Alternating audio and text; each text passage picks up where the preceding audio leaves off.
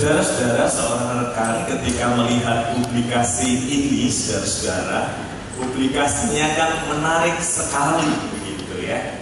Nah, tapi dia tadi pagi mengirim kabar dan berkata kepada saya, selamat untuk kesempatan bicara kepada rekan-rekan di Petra about your everlasting love. Saya kemudian melihat gitu ya. Oh iya sih, memang kalau membacanya tidak jelas, orang bisa membacanya Wahyu Pemudias Everlasting Love.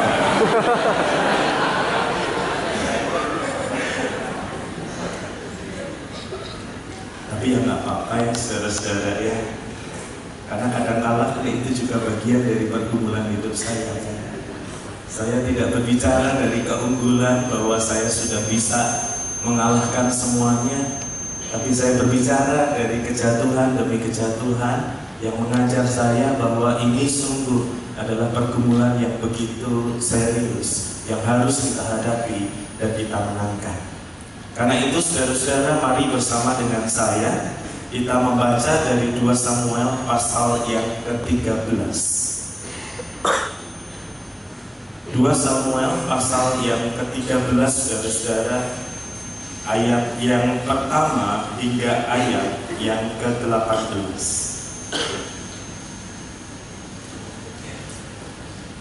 2 Samuel pasal yang ke-13 ayat yang pertama hingga ayat yang ke-18. 2 Samuel pasal yang ke-13 ayat pertama hingga ayat yang ke-18. Sebuah kisah ketika hawa nafsu itu atau lust itu menguasai hidup seseorang. Sesudah itu terjadilah hal yang berikut. Absalom bin Daud mempunyai seorang adik perempuan yang cantik, namanya Tamar, dan Amnon bin Daud jatuh cinta kepadanya. Tapi Amnon sangat tergoda sehingga ia jatuh sakit karena Tamar, saudaranya itu. Sebab anak perempuan itu masih perawan dan menurut anggapan Amnon mustahil untuk melakukan sesuatu terhadap dia. Amnon mempunyai seorang sahabat bernama Yonadab, anak Simea, kakak Daud. Yonadab itu seorang yang sangat cerdik. Katanya kepada Amnon, "Hai anak raja, mengapa engkau demikian merana setiap pagi? Tidakkah lebih baik engkau memberitahukannya kepadaku?" Kata Amnon kepadanya, "Aku cinta kepada Tamar, anak perempuan Absalom, saudaraku itu." Lalu berkatalah Yonadab kepadanya, "Berbaring di tempat tidurmu dan berpura-pura sakit. Apabila ayahmu datang menengok engkau, maka haruslah engkau berkata kepadanya, 'Izinkanlah adikku Tamar datang memberi aku makan.' Apabila ia menyediakan makanan di depan mataku, sehingga aku dapat melihatnya, maka aku akan memakannya dari tangannya." Sesudah itu berbalinglah Amnon dan berpura-pura sakit. Ketika raja datang menengok dia, berkatalah Amnon kepada raja, "Izinkanlah adikku Tamar membuat barang buah kue di depan mataku, supaya aku memakannya dari tangannya." Lalu Daud menyuruh orang kepada Tamar ke rumahnya dengan pesan, "Pergilah ke rumah Amnon kakakmu dan sediakanlah makanan baginya." Maka Tamar pergi ke rumah Amnon kakaknya yang sedang berbaring-baring. Lalu anak perempuan itu mengambil adonan, meremasnya, dan membuat kue di depan matanya, kemudian dibakarnya kue itu. Sesudah itu gadis itu mengambil kuali dan mengeluarkan isinya di depan Amnon. Tetapi ia tidak mau makan. Berkatalah Amnon, "Suruhlah setiap orang keluar meninggalkan aku." Lalu keluarlah setiap orang meninggalkan dia. Lalu berkatalah Amnon kepada Tamar, "Bawalah makanan itu ke dalam kamar, supaya aku memakannya dari tanganmu." Tamar mengambil kue yang disediakan itu, lalu membawanya ke Amnon kakaknya ke dalam kamar. Ketika gadis itu menghidangkan kepadanya supaya ia makan, dipegangnyalah gadis itu dan berkata kepadanya, "Marilah tidur dengan aku, adikku."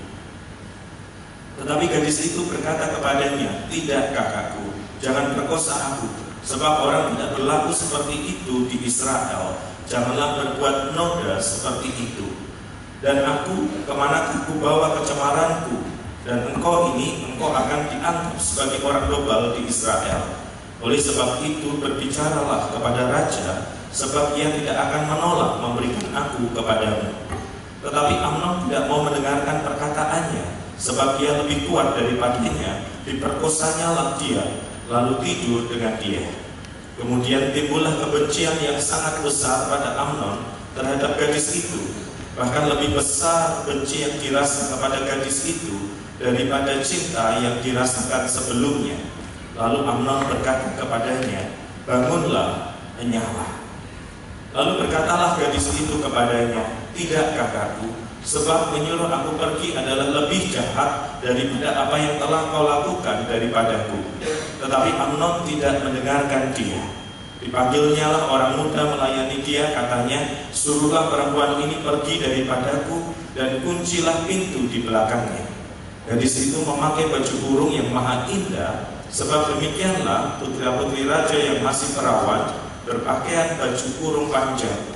Kemudian pelayan itu menyuruh dia keluar, lalu mengunci pintu di belakangnya.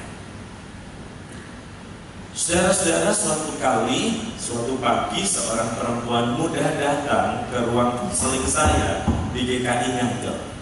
Dari penampilan dan wajahnya, saudara-saudara, saya yakin kalau dia lewat di tengah-tengah kita, mayoritas pria akan menoleh kepadanya. Yang minoritas orientasinya perlu dipertanyakan. Penampilannya menarik, jauh dari rata-rata. Ia bisa mendadari tubuhnya dengan pantas dan sangat menawan. Ketika ia duduk di depan saya, dia langsung berkata, to the point saja ya Pak WB, hidup saya sedang tergoncang. Dan kemudian dia mengatakan, kurang lebih seminggu yang lalu dia terbang dari Surabaya ke Jakarta, tempat di mana ia tinggal. Seharusnya dia berdinas lebih lama di Surabaya, tetapi karena melewati hari ulang tahun pernikahan dia dan suami, maka dia memutuskan untuk memberi kejutan pada suami yang sudah mendampinginya selama 5 tahun. Jadi diam-diam tanpa pemberitahuan, dia kembali ke apartemennya di malam di mana ia dan suami merayakan ulang tahun pernikahan kelima. Ketika dia masuk ke pintu apartemennya, dia segera bergegas membawa kado ke tempat tidur mereka berdua karena hari sudah cukup larut malam. Ketika sampai di depan pintu itu, dia agak kaget dengan suara yang tidak biasa ia dengar. Biasanya ia dengar suaminya sudah tidur dan mendengkur, cuman kali ini dia mendengarkan suara-suara yang tidak biasa. Hatinya berdegup kencang dan dia tidak bisa lagi memutuskan untuk bertanya-tanya. Maka masuklah ia ke pintu kamar yang tidak dia kunci untuk menemukan suaminya tengah bergumul dalam tanda kutip dengan orang yang lain. Nah, Anda bisa membayangkan bagaimana perasaan sang wanita ketika di malam di mana ia ingin memberi kejutan, ia malah mendapatkan kejutan yang lebih besar. Di malam di mana ia datang untuk berbagi sukacita, dia melihat suaminya tengah menikmati sukacita bersama dengan orang lain. Lalu dia melanjutkan ceritanya dan berkata kepada saya, hal yang kedua yang lebih mengejutkan saya, Pak, orang yang sedang dalam tanda kutip bergumul dengan suami saya itu juga adalah pria.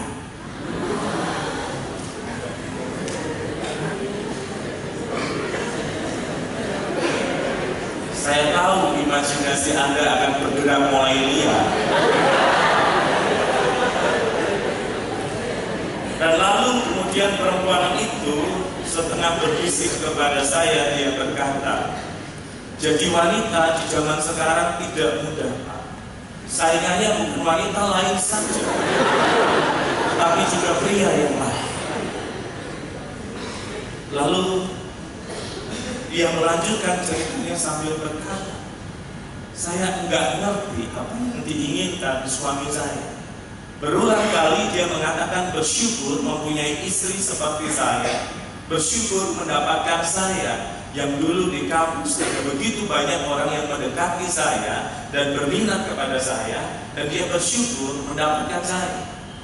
Tetapi kenapa dia tega melakukan hal yang seperti itu? Saya bertanya kepada suami saya, tetapi dia tidak menjawab. Sampai sekarang kami tidak pernah berkontak lagi dan tidak ada permintaan maaf atau perkataan apapun dari suami saya. Saudara-saudara, salah satu pergumulan manusia tanpa henti, salah satu pergumulan manusia tanpa henti adalah melawan nafsu yang hidup di dalam diri kita. Walaupun kita sudah ditebus, sudah diselamatkan, nafsu yang bagian dari manusia lama itu masih hidup di dalam diri kita. Nafsu adalah kehausan yang bersifat jasmania dan dia menuntut pemuasan kita. Nah, kalau saya berbicara tentang nafsu, saudara-saudara, jangan melulu itu identik dengan hasrat seksual. Nafsu, kehausan jasmani itu juga bisa bicara tentang keinginan untuk menjadi populer, keinginan untuk memegang kendali atau kuasa, keinginan untuk memegang kedudukan tertentu. Semua keinginan yang menuntut pemuasan segera di dalam kehidupan kita. Dan tiap orang, percaya saya, punya perjuangannya, punya medan perjuangannya tersendiri ketika berurusan dengan nafsu. Ada yang tidak mudah tergoda oleh perempuan atau oleh laki-laki, tetapi sangat mudah jatuh dalam keserakahan. Ada yang gak mempan dengan duit, gak mempan digoda dengan perempuan atau laki-laki, tetapi sangat mudah jatuh di dalam kekuasaan. Nafsu itu, saudara-saudara, hidup di dalam diri kita dan bisa memanifestasikan dirinya dengan banyak cara. Dan oleh karena itu, kalau kita mengerti bagaimana prinsip-prinsip nafsu itu bekerja di dalam diri kita, maka kita akan menemukan cara untuk mengendalikan dan bahkan menaklukkannya. Saudara-saudara, kita akan belajar bagaimana kita mengelola, menaklukkan nafsu itu dari kisah tragis yang kita baca tentang Amnon dan Tamar. Kisah ini kan, saudara-saudara, adalah kisah yang sama yang seringkali terjadi dalam hidup sehari-hari. Amnon jatuh cinta pada adik tirinya bernama Tamar. Nah, karena tidak bisa mendapatkan Tamar, ia sampai sakit dan terbaring di tempat tidur. Saya nggak tahu pria macam apa yang begitu menginginkan, begitu mendamba, nggak sampai lalu sakit dan terbaring di tempat tidur. Tetapi setahu saya beberapa pria seperti itu, bukan? Ketika cintanya ditolak, terus mengirimkan gambar WhatsApp, dia sedang menyilet-nyilet tangannya untuk berkata, semerah darah ini, sekental ini juga cintaku padamu. Padahal selama ini kita tahu donor darah saja takut setengah mati. Tetapi karena kasih tak sampai itu, dia tega melakukan hal seperti itu. Dan ketika Amnon curhat kepada Yonadab, Yonadab memberikan ide yang luar biasa jahatnya kepada Amnon untuk menjebak dengan berpura-pura sakit. Dan dia minta kepada Daud yang mengunjungi Amnon, dia minta agar Daud mengizinkan Tamar menjenguknya. Dan ketika Tamar menjenguk Amnon, itulah dengan membawa roti yang dia masak dengan tangannya, tindak pemerkosaan terjadi. Dan setelah tindak pemerkosaan itu terjadi, Amnon mengusir Tamar. Jadi mulai sekarang agak hati-hati kalau Anda mendengar mantia Anda sakit dan dia minta dikunjungi. Agak hati-hati dengan permintaannya, jangan-jangan dia menerapkan strategi yang sama. Nah, saudara-saudara, rentetan kisah yang sederhana ini sebenarnya mengajar kita 3 prinsip bagaimana hawa nafsu itu bekerja di dalam diri seseorang.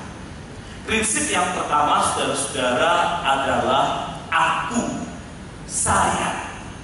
Sama seperti Amnon yang jatuh hati kepada Tamar, nafsu itu selalu dimulai dengan diri kita sendiri. Nafsu itu selalu dimulai dengan keinginan saya. Dan ketika nafsu itu sudah menguasai seseorang, dia tidak pernah bisa memikirkan perasaan orang lain, dia tidak pernah bisa memikirkan kepentingan orang lain, dia juga tidak akan pernah bisa memikirkan kehendak Tuhan sekaligus. Nafsu itu ketika menguasai seseorang, mengubah orang itu menjadi begitu egosentrisnya, begitu berpusat pada diri sendiri, seolah-olah dia ada di dunia ini dan orang lain hanya melayani kepentingannya. Nafsu, saudara-saudara, selalu membesarkan ego, selalu membesarkan diri, dan pada titik yang bersama selalu mengecilkan orang lain. Dan ketika sudah terjadi si aku puas, ego menggelembung, maka orang lain dilihat seperti alat yang bisa dibuang begitu saja. Itu sebabnya setelah hasrat Amnon itu terpenuhi dengan memperkosa Tamar, dia tidak mengajak Tamar. Kita sudah berbuat nih, saya akan bertanggung jawab. Kita medit yuk. Enggak gitu.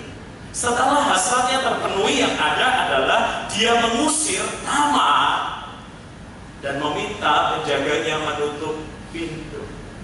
Ini kan aneh, saudara-saudara. Katanya tadi tertarik, katanya tadi cinta. Begitu sudah bisa tidur, kenapa meninggalkan? Saudara, ini bukan cinta, inilah nafsu. Nafsu yang selalu membesarkan ego dan mengecilkan orang lain, hanya menjadi alat. Dan setelah puas, apa yang dia dapat? Alat ini kan ditaruh, disingkirkan. Hal yang sama berulang terjadi sampai saat ini. Dulu Pak BP, pacar saya itu rajin menghubungi saya. 3 kali sehari nanya, udah makan belum? Udah makan belum? Ayo makan, kalau nggak makan nanti kamu mati. Sampai akhirnya relasi makin lama makin dekat dan kami melewati batas. Setelah melewati batas itu, dia lenyap, Pak. Dia hilang. Saya terpaksa susah payah mencarinya. Nomor WhatsApp saya diblok oleh dia. Semua akun media sosialnya sepertinya saya dijauhkan dari situ. Padahal saya ingin mencarinya, memintanya untuk bertanggung jawab tentang apa yang sudah diperbuat. Bagaimana mungkin saya bercerita pada orang tua saya bahwa saya hamil 4 bulan. Dan Bapak tahu, ketika saya terhubung dengan dia lewat seorang teman, pertanyaannya bukan hanya mengagetkan tetapi mengejutkan. Dari mana saya tahu itu hasil perbuatan saya? Ya elah Pak, seumur hidup saya cuma sekali lakukannya. Dan kini ketika saya menuntut pertanggungjawaban pada pria yang katanya mencintai saya, di hadapannya tak ubahnya saya seperti keset yang diinjak-injak dan kemudian ditinggalkan. Prinsip pertama dari nafsu adalah aku. Orang lain hanyalah alat untuk memenuhi kepentingan. Bukan sekedar soal seks, tapi juga termasuk pencarian materi, pencarian popularitas, pencarian kedudukan, dan semua hal yang terkait dengan keinginan yang hidup di dalam diri manusia. Prinsip pertama dari nafsu adalah aku. Prinsip yang kedua dari nafsu adalah aku ingin mendapatkan kepuasan. Kepuasan atau kenikmatan, saudara-saudara, itulah tujuan dari nafsu yang bergejolak di dalam diri kita.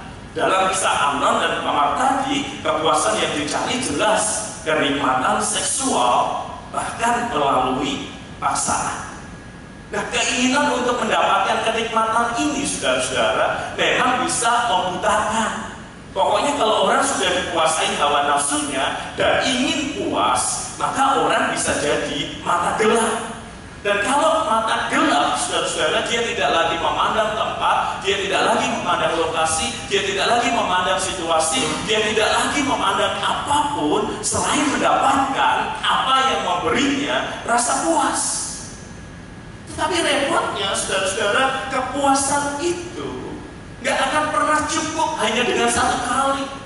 Begitu Anda mendapatkan apa yang Anda inginkan, kenikmatan Anda rasakan, maka muncul dorongan alamiah untuk mengulangnya. Di balik setiap kecanduan Anda dan saya, kecanduan terhadap apapun, kecanduan terhadap seks, kecanduan terhadap pornografi, kecanduan terhadap materi, kecanduan terhadap puasa, kecanduan terhadap popularitas. Di dari setiap kecanduan apapun ada unsur repetisi di dalamnya. Nah, kenapa itu menjadi repetisi atau berulang? Karena kita mendapatkan kepuasan di dalamnya. Pertanyaannya sampai sebatas apa cukup itu cukup, saudara-saudara? Selesai pelayanan, seorang penatua mengajak saya makan. Lalu dia nanya, Pak Wibit suka makan apa? Dan saya bertanya, pertanyaan itu tulus enggak? Atau basa-basi? Nanti kalau saya sebutkan saya suka makan ini, Anda nyediain enggak? Jangan PHP saya dengan pertanyaan itu. Lalu dia menjawab, serius Pak. Lalu dia berkata, Bapak ingin makan apa? Suka makan apa? Oke, salah satu makanan kesukaan yang saya jarang makan karena harus mengendalikan diri tentang hal ini adalah kepiting. Bisa nggak kita makan kepiting? Wah, dia langsung ketawa, tenang Pak, disinilah tempatnya. Kami masuk, saudara-saudara, kemudian dia berkata, Bapak duduk saja, saya pilih. Porsi pertama, saudara-saudara, sepasang kepiting. Saya nggak tahu mereka ada hubungan atau tidak. Tapi ada di depan meja saya. Itu terasa begitu nikmat dan begitu menyenangkan. Menjelang habis porsi pertama, pelayan sudah menyediakan porsi yang kedua. Saya curiga yang ini adik kakak karena satu besar, satu kecil. Satu lebih senior, satu junior. Porsi yang kedua saya habiskan, saudara-saudara, masih dengan sukacita yang sama. Tetapi pada kepiting keempat itu mulai berat.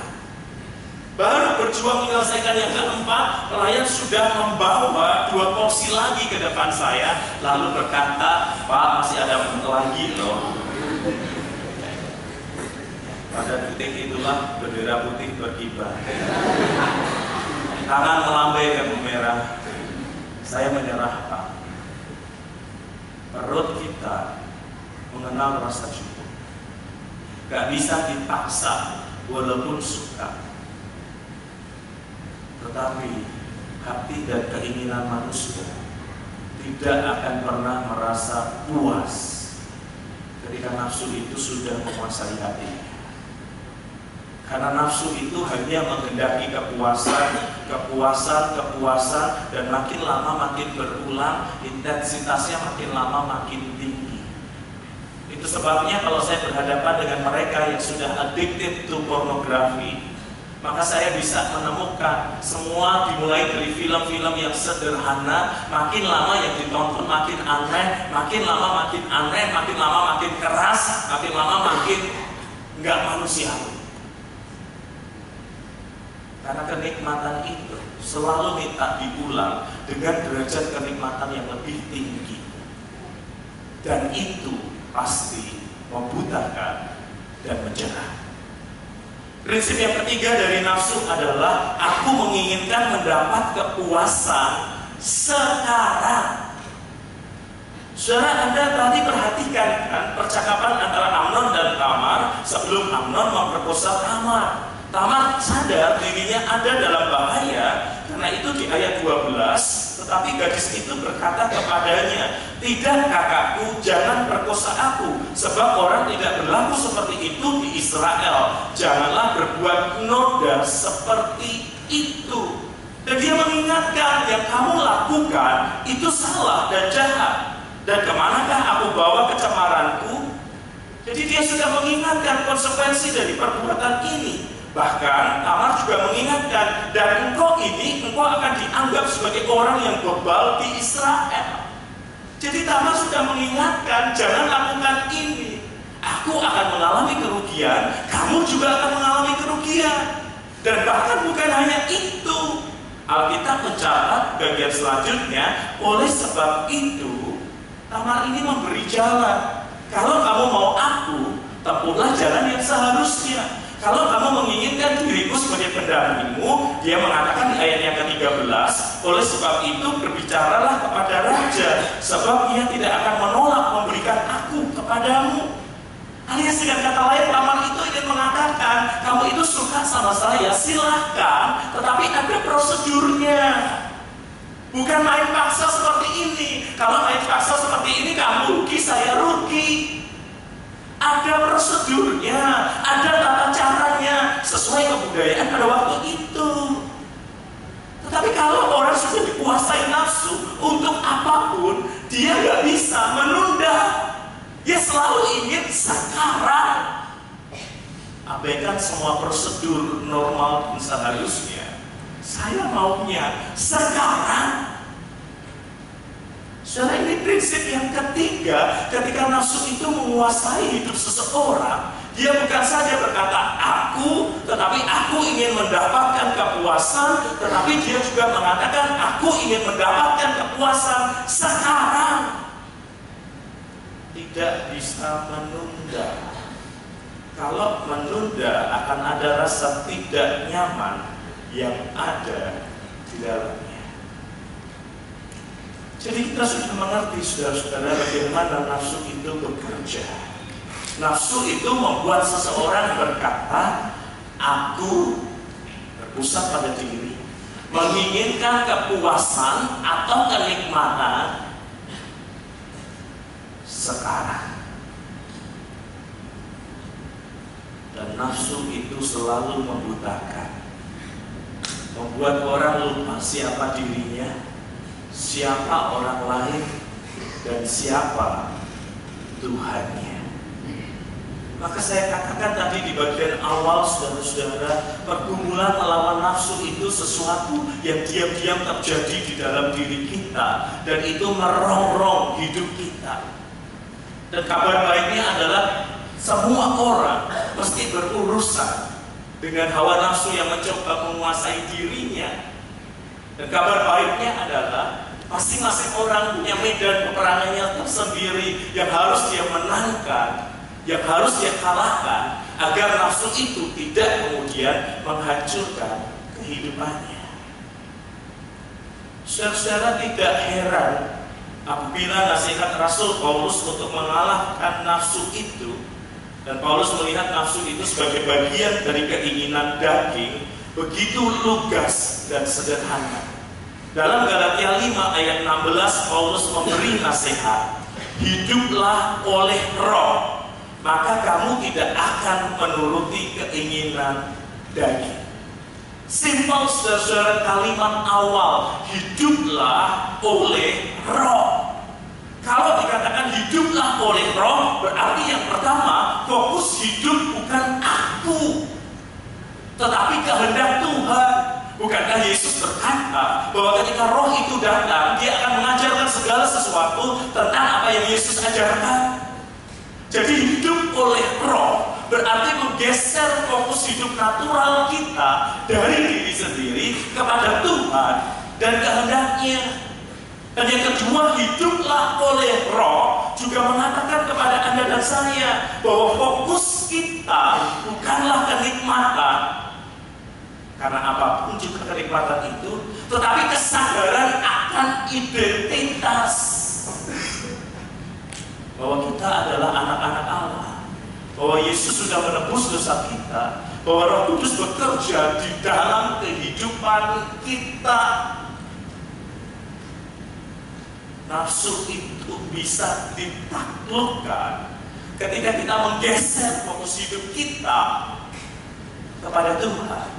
Ketika kita oleh kekuatan, anugerah, dan pertolongan Roh Kudus mengingat bukan hanya kenikmatan, tetapi kesadaran identitas diri. Makanya kalau berhadapan dengan orang yang kalap, saudara-saudara, begitu penuh hawa nafsunya sehingga akan melakukan yang buruk. Kalau ia datang kepada saya, selalu saya katakan, jangan hanya berpikir tentang apa yang akan kamu dapat. Ingatlah identitas dirimu. Jangan sampai kamu mendapatkan apa yang kamu mau, dan itu mencemari dan menghancurkan identitas dirimu yang susah payah membangun sampai sekarang. Yang ketiga, saudara, ketika firman Tuhan mengatakan hiduplah oleh Roh, maka kamu tidak akan menuruti keinginan daging. Ia sedang mengajar kepada kita untuk menaruh fokus bukan pada sekarang, tetapi pada kesabaran. Sebab bukankah ketika kita hidup oleh Roh, salah satu buah Roh yang disebutkan adalah kesabaran. Kita tidak mungkin menang melawan nafsu ketika kita kehilangan relasi kita dengan Tuhan yang mestinya menjadi fokus kehidupan kita. Kita tidak akan mampu melawan nafsu ketika kita tidak dituntun oleh kekuatan Roh Allah itu, sehingga kita sadar bukan hanya kenikmatan kita, tetapi kehendak Tuhan. Bukan hanya kenikmatan, tetapi kesadaran diri. Bukan hanya sekarang, tetapi kesabaran.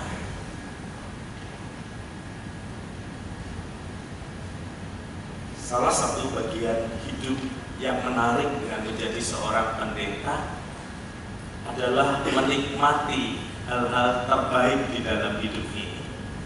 Saya pakai kata menikmati ya, saudara-saudara, ya, bukan memiliki ya. Sebab karunia seorang pendeta itu hanya menikmati, bukan memiliki. Mobil punya gereja, pastori milik gereja, istri ya itu memang milik saya. Tetapi mayoritas hal yang baik lainnya saya itu tidak miliki, saya ikut menikmati. Suatu kali habis pelayanan saya diajak seorang untuk menengok rumahnya. Saya nggak tahu ukuran kampus ini, tetapi yang jelas di rumahnya ada rumah utama yang cukup besar, dan di belakang itu ada kebun di mana ada tempat latihan untuk berkuda, saudara-saudara. Jadi Anda bisa bayangkan betapa besarnya tempatnya, betapa menyenangkannya, dan kemudian dia memperkenalkan saya ke kudanya satu demi satu. Sambil kenalan yang menyebutkan harganya, terahnya, dan yang lain-lain lah, saudara-saudara. Saya berhadapan dengan sekian banyak kuda yang harganya bisa mulai puluhan sampai ratusan juta. Saya itu bisa minder gitu. Nilainya nggak semahal itu. Begitu saya begitu dirawat dan sambil memegang satu kuda yang katanya 400 juta, itu dia berkata kepada saya begini, Pak WT, kuda ini adalah kuda yang memang saya sukai ketika saya melihat dia dilatih. Dari pertama kali melihat pada waktu masa latihan itu, saya sudah jatuh hati padanya. Dan saya sayang banget kemana-mana ini saya rawat dengan baik. Lalu dia berkata, setiap selesai sebuah sesi pelatihan gitu ya untuk kuda, entah beberapa kali pertemuan saya nggak tahu. Nah, kuda-kuda itu akan dipilih saudara-saudara dengan tes tertentu yang dia ceritakan. Tesnya sederhana.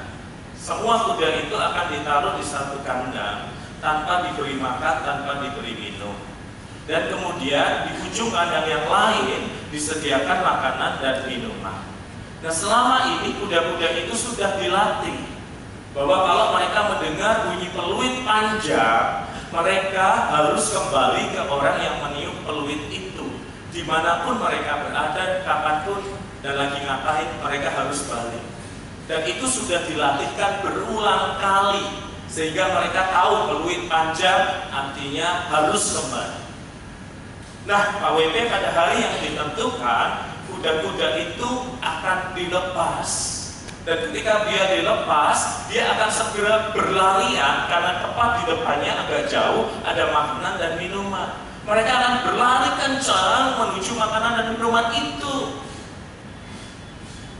Nah, pada saat tengah perjalanan itu, pelatihnya akan meniup peluit yang panjang sekali.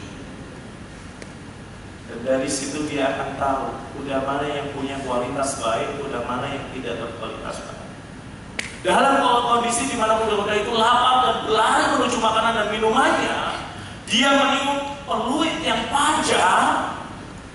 Dari 10 kuda hanya 2 yang langsung berbelok arah dan menuju ke pelatih. Yang 8 lainnya makan dan minum di situ. Lalu dia berkata kepada saya, kuda ya Pak, bukan manusia, dinilai dari kualitas pengendalian dirinya. Kalau dia bisa menahan mengendalikan keinginannya dan pelatihnya, itu kualitasnya luar biasa. Kuda dinilai dari pengendalian dirinya, apalagi manusia. Kalau manusia sudah tidak bisa menguasai keinginannya, sudah tidak bisa menguasai hawa nafsunya, baik hal-hal yang bersifat seksual, kedudukan, popularitas, kekuasaan atau apapun juga, kalau dia sudah mata gelap ke satu titik, sesungguhnya nilai kehidupannya pada saat yang bersamaan tanpa disadarinya menurun. Ingat itu ya Pak WP.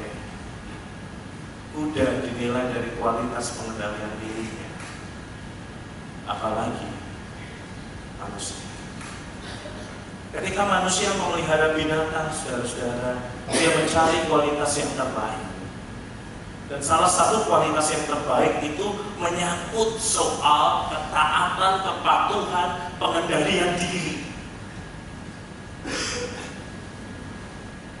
Lalu bagaimana masuk akal ketika Anda mencari kekasih atau pasangan hidup? Anda memilih orang-orang yang jelas sudah tidak bisa mengendalikan dirinya untuk tidak memegang tubuh Anda setiap kali kesempatan itu ada. Kalau untuk binatang peliharaan, manusia mencari yang terbaik, menseleksinya. Bagaimana mungkin untuk partner seumur hidup kita berkata, ya sudah, siapa saja yang ada. Kalau untuk binatang yang ada umurnya dan tidak tidur sekamar dengan kita memilihnya dengan begitu baik dan teliti, dan salah satu kualitas utamanya adalah pengendalian diri. Mengapa untuk pasangan seumur hidup kita seperti mahasiswa yang ditekan deadline skripsi, pokoknya jadian ya Pak, bentar lagi wisuda, masa saya harus sewa jasa orang mendampingi saya, atau saya dan seorang diri kayak anak kecil ambil rapor, pokoknya lah Pak, dapatlah Pak, dan nanti dia akan berubah. Sejujurnya sebagai seorang konselor dan pendeta, saya mengatakan dia akan berubah, betul, tetapi berubah lebih buruk. Karena itu saudara-saudara, pastikan Anda memilih sosok yang berkualitas, yang akan mendampingi hidup Anda, yang bisa menahan tangannya dari tubuh Anda, yang menghormati Anda secara pribadi dan bukan hanya menilik ukuran Anda atau dompet Anda, yang akan bersama-sama dengan Anda berjuang mengarahkan hati dan pikiran kepada Tuhan, sebab hanya dengan cara itulah kita bisa mengendalikan hawa nafsu kita. Begitu pula untuk kita yang menikah, meniti karir, meniti jenjang karir tertentu, hati-hati saudara-saudara. Bukan berarti nafsu itu hanya melulu seks, tetapi juga soal cara kita meniti karir, cara kita meraih popularitas yang mungkin kita harapkan. Jangan sampai gelap mata, karena kegelapan mata kita akan menghancurkan reputasi hidup kita. Mari kita berdoa.